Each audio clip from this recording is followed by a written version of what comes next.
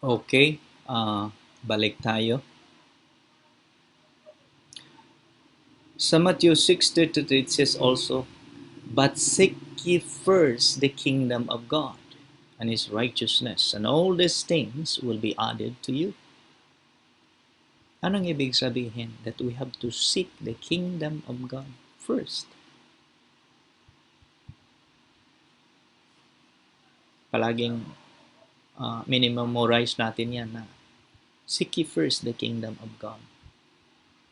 Seek ye first what is God's desire.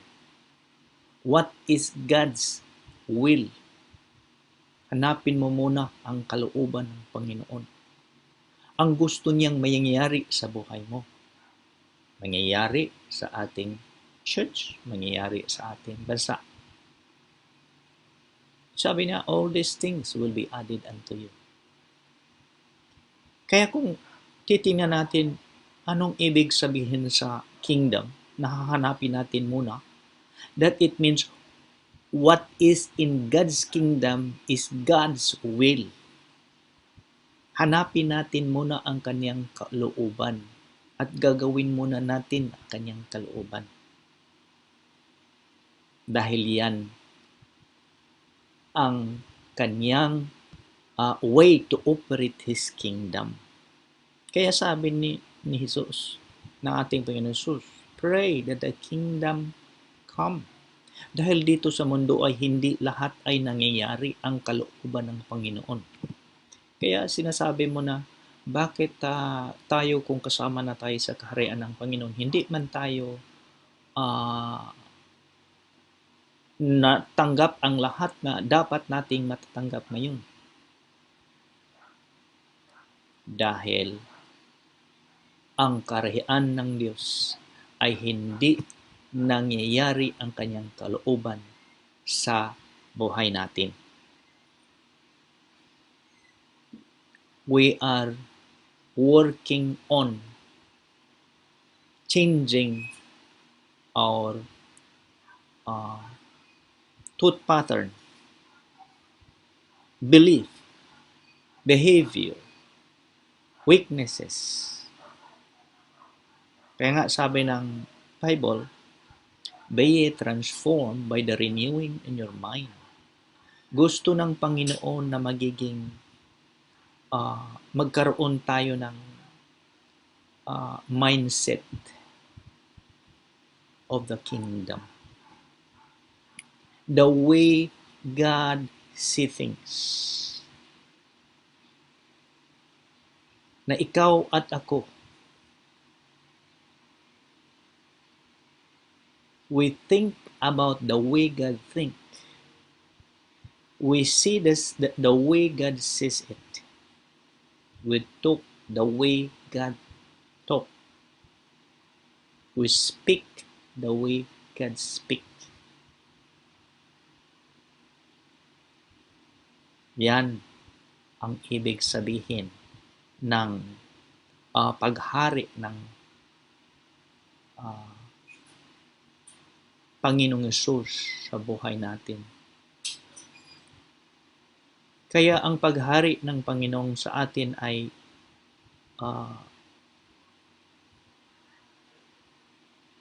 spiritual ito kasi nasa loob ng kanyang will ang masabi natin na siya ay naghari sa atin dahil sinusunod natin ang kanyang kalooban.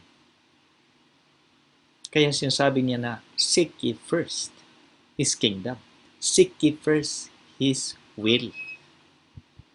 And do it. Okay. The kingdom of God is not a physical place. Sinasabi dito sa material na sinasabi nila na hindi ito physical.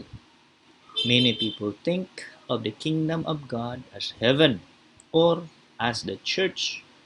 However, the kingdom of God is not an actual physical place, a working condition of God's kingdom from a biblical perspective.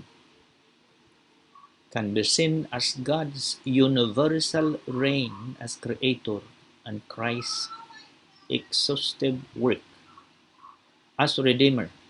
Since God is eternal, His kingdom is eternal. The kingdom of God transcends time and space. Totoo ito, and I agree. Kaya sinasabi natin na ang kingdom ng Panginoon ay wherever Jesus is and reign, that is where the kingdom of God. No, kung sabihin natin na when Jesus reign in your heart and you're no longer yourself, hindi na tayo, hindi na ikaw sa sarili natin. As Paul said, I am no longer myself, but Christ who lives in me. I no longer live, but Christ who lives in me. So, ibig sabihin, you are now doing what God has called you to do. Not for yourselves, but for His kingdom. So, hindi siya physical lang. Basically, ito ay isang paghahari ng Panginoon sa personal, paghahari ng Panginoon sa country,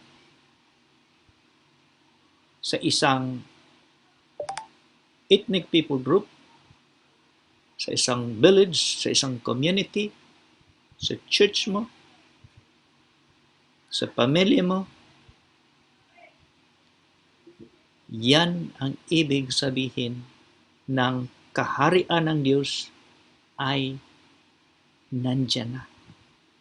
Dumating na. Nag-manifest na sa buhay mo, sa buhay ng mga tao na nakakilala sa Panginoon. Okay, we'll proceed to the next series.